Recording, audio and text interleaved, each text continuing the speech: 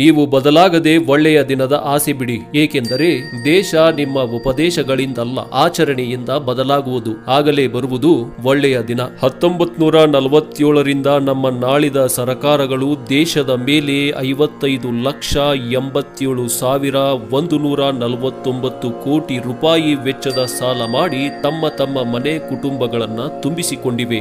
ಅದರ ಒಂದು ವರ್ಷದ ಬಡ್ಡಿಯೇ ಸುಮಾರು 4,27,000 ಕೋಟಿ ರೂಪಾಯಿಗಳು. ಅಂದರೆ ಒಂದು ತಿಂಗಳಿಗೆ 35,584 ಕೋಟಿ ರೂಪಾಯಿ, ಒಂದು ದಿನಕ್ಕೆ 1,186 ಕೋಟಿ, ಒಂದು ಗಂಟೆಗೆ 49 ಕೋಟಿ, ಒಂದು ನಿಮಿಷಕ್ಕೆ 81 ಲಕ್ಷ, ಒಂದು ಸೆಕೆಂಡಿಗೆ 1,35,000 ರೂಪಾಯಿ.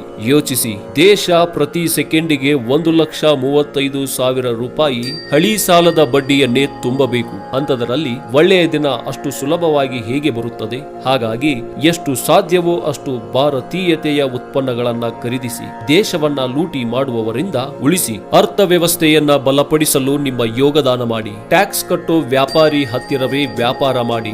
ನೀವು ಕಷ್ಟಪಟ್ಟು ದುಡಿದು ಪರೋಕ್ಷವಾಗಿ ಅಥವಾ ಪ್ರತ್ಯಕ್ಷವಾಗಿ ಕಟ್ಟಿರುವ ತೆರಿಗೆಯ ಹಣವನ್ನ ಕಾಮಗಾರಿಯ ರೂಪದ ಮೂಲಕ ತಮ್ಮ ಮನೆ ಕುಟುಂಬ ಉದ್ಧಾರ ಮಾಡುವ ಸರ್ಕಾರಗಳನ್ನ ಚುನಾಯಿಸುವ ದಡ್ಡತನ ತೋರಿಸಬೇಡಿ.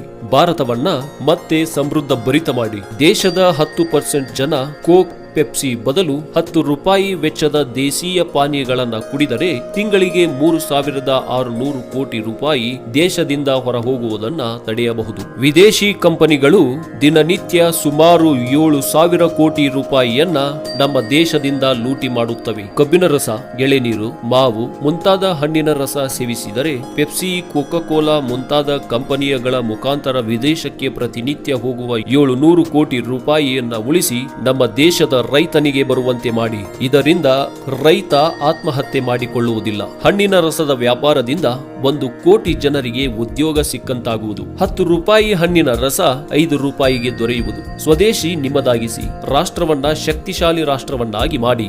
ಎಲ್ಲಾ ಭಾರತೀಯರು 90 ದಿನಗಳವರೆಗೆ ಯಾವುದೇ ವಿದೇಶಿಯ ವಸ್ತುವನ್ನ ಖರೀದಿ ಮಾಡಬೇಡಿ. ಹಾಗಿದ್ದಲ್ಲಿ 91ನೇ ದಿನ ಭಾರತ ವಿಶ್ವದ 2ನೆಯ ಶಕ್ತಿಶಾಲಿ ಮತ್ತು ಶ್ರೀಮಂತ ದೇಶವನ್ನಾಗಿ ನೋಡುತ್ತೀರಾ. ಕೇವಲ 90 ದಿನಗಳಲ್ಲಿ ಭಾರತದ 2 ರೂಪಾಯಿ $1ಗೆ ಸಮವಾಗುತ್ತದೆ. ನಾವೆಲ್ಲರೂ ಸೇರಿ ಈ ಪ್ರಯತ್ನವನ್ನ ಮಾಡಿ ಪರಿಶೀಲಿಸಬೇಕು. ಏಕೆಂದರೆ ಈ ದೇಶ ನಮ್ಮದು. ನಾವು ಜೋಕ್ಸ್ ಗಳನ್ನ ಫಾರ್ವರ್ಡ್ ಮಾಡುತ್ತೇವೆ, ಇದನ್ನು ಕೂಡ ಫಾರ್ವರ್ಡ್ ಮಾಡಿ. ಪೂರ್ತಿ ಭಾರತ ಇದನ್ನ ನೋಡಲಿ ಮತ್ತು ಕೇಳಲಿ. 1 ಕಿಲೋ ಬಾದಾಮಿಗೆ 900 ರೂಪಾಯಿ, ಆದರೆ ಗುಟ್ಕಾ 4,300 ರೂಪಾಯಿಗೆ 1 ಕಿಲೋ, ಗೋಡಂಬಿ 800 ರೂಪಾಯಿ, ಸಿಗರೇಟು 5,000.